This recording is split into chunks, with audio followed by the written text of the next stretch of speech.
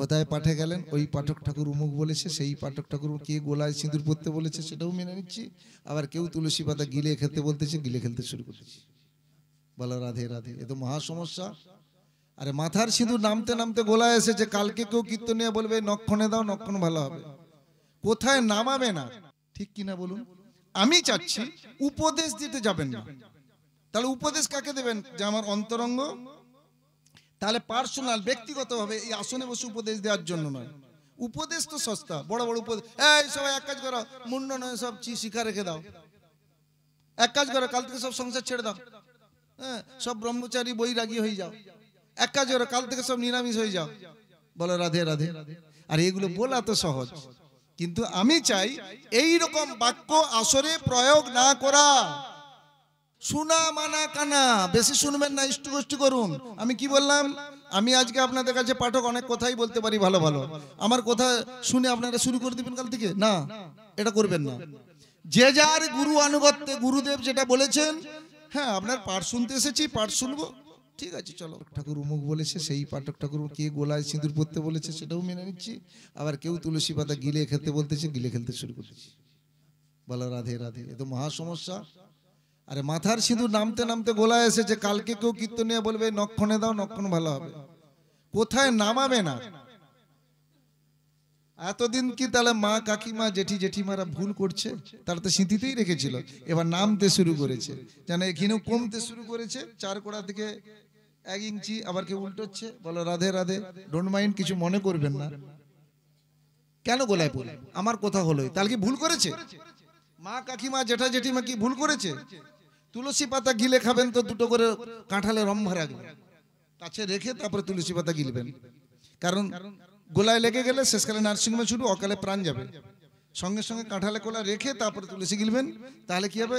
যখন খাসখাস করছে কাঁঠালে খেলে নেমে যাবে। বলো রাধে রাধে। চিবিয়ে খান, আমরা তুলে থেঁতো করে রস বের করে একদম মধু দিয়ে ছেনাকে খাওয়াচ্ছি, কি কপ কাশি ভালো করে, তাতে অপরাধ হয়নি। আর চিবিয়ে খেলে অপরাধ হবে? দাঁত তো দিয়েছে ভগবান, চিবিয়েই খাও। কোনো কোনো ক্ষেত্রে এক্সেপশনাল রিজনের এক্সাম্পল, কোনো কোনো ক্ষেত্রে আমরা সাধুগুরু বৈষ্ণব অনেকেই একটা তুলসী গঙ্গা জল দিয়ে বলে বাবা এটা গিলে খাও, তার অভিষ্ট পূরণের জন্য, সেটা ব্যতিক্রম। কিন্তু তারপরে ডান দিকে না বাঁ দিকে, কোন দিকে রেখেছেন তুলসী? কোন দিকে রেখেছেন? না মানে বেরোতে কোন দিকে? না ডান দিকে না, এখন তো বাঁ দিকে বলতেছে।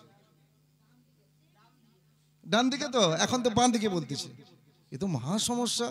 শোনা মানা কানা, বেশি শুনবেন না, ইষ্ট গোষ্ঠী করুন। আমি কি বললাম? আমি আজকে আপনাদের কাছে পাঠক অনেক কথাই বলতে পারি ভালো ভালো, আমার কথা শুনে আপনারা শুরু করে দিবেন কাল থেকে, না এটা করবেন না। যে যার গুরু আনুগত্যে, গুরুদেব যেটা বলেছেন, হ্যাঁ আপনার পাঠ শুনতে এসেছি, পাঠ শুনবো, ঠিক আছে চলো, না নিন্দিব, না বন্দিব, না যাইব পাশে, তা বলে আপনার কথা নিতে হবে। হ্যাঁ যেটা একই প্যারালাল, এবার বলি একই প্যারালাল, সাধু গুরু আর শাস্ত্র একই প্যারালাল হবে, জানবেন যে তিনি কারেক্ট, খাঁটি আছে। বলো রাধে রাধে। সাধু শাস্ত্র গুরু, আমার গুরুদেব এতদিন যা শিখিয়েছেন, প্রত্যেকের কথা বলছি, যদি শাস্ত্রের সাথে এবং যিনি পাঠক হিসাবে পাঠ করছেন যদি একই প্যারালালে হয়, তাহলে জানবো ইনি ঠিক আছে। বলো রাধে রাধে, তিনির কথা মানা যাবে। এখন তো সবচেয়ে সস্তা কি বলুন দেখি, বলুন কি সস্তা? সবচেয়ে সস্তা উপদেশ দেওয়া। বলে কি ব্যাপার এরা এরকম করছে কেন, গ্রিলটা দিচ্ছে কেন, এখানে তো সেই কাঁচ ফাঁচ বসিয়ে দিলে ভালো হতো। কিন্তু আমার সামর্থ্যের কথাটা ওর বিচার করতে হবে তো, যে ওনার মতো উনি করেছেন। তাই পৃথিবীতে সবচেয়ে সস্তা হলো উপদেশ দেওয়া। তাই অনেক পাঠক, অনেক কীর্তনিয়া, আমি সবার কথা বলবো না, হ্যাঁ ওই উপদেশ দিতে শিখে গেছে, তেনারা কিন্তু আচরণ করে না। বলে আতপ চালের অন্ন দাও, অন্ন খাও। শালা আমার 8-10 জনকে নিয়ে ফ্যামিলি দিতে যদিও শুরু করছিলাম সিদ্ধ চাল, আর দেয়া যাবে নিতে? ও বললেন কি, বলে না ও তো সিদ্ধ চাল দেওয়া যাবে না, আতপ চাল দাও।